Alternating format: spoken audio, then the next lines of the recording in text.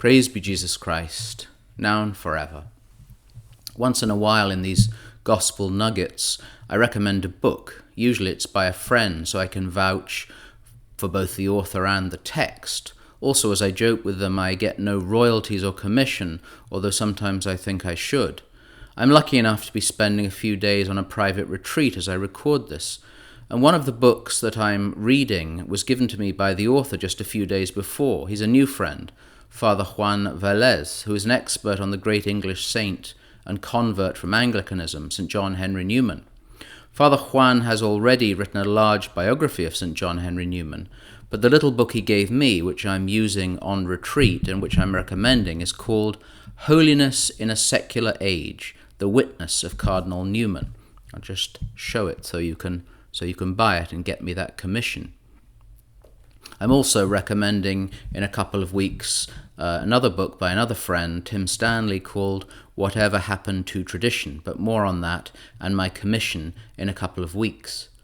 Father Juan discusses in one of the chapters St. John Newman's discussion about the necessity of holiness for the ordinary Christian life. So often we hear people most proudly say, "I'm no saint." Newman's contention and basic Christian doctrine would say that, at least if we're not attempting to become saints, our chances of heaven are, to put it gently, pretty minimal.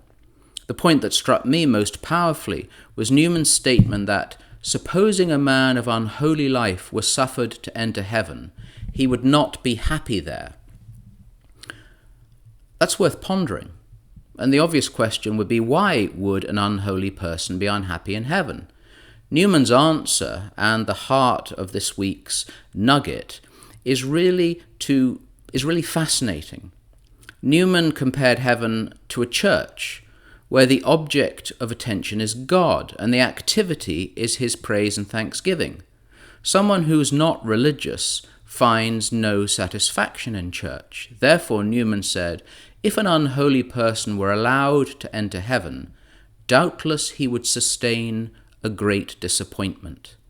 Apart from that amusing turn of phrase, the question to ponder is quite contemporary. Do people believe, or rather do they understand, that the purpose of church, what we do in church, is primarily the worship of God, where, as the saint says, the activity is his praise and thanksgiving.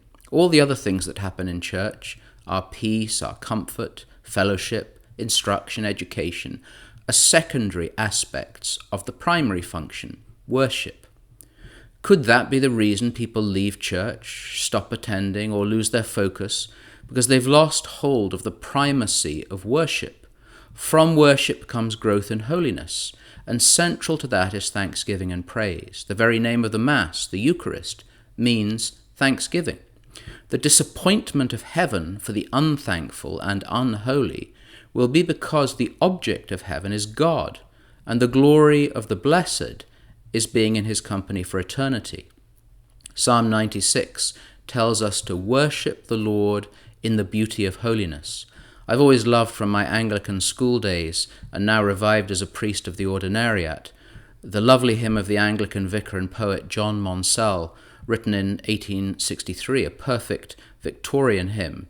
Using Psalm 96, the poet writes, "O worship the Lord in the beauty of holiness. Bow down before him, his glory proclaim. With gold of obedience and incense of lowliness, kneel and adore him. The Lord is his name." Understanding worship, praising God and thanking him, offering him the incense of lowliness and adoration, will lead not to a great disappointment, but to the inexpressible joy of coming home. Brethren, rejoice, be comforted, be perfected, be of the same mind, be at peace, and the God of peace and love will be with you all.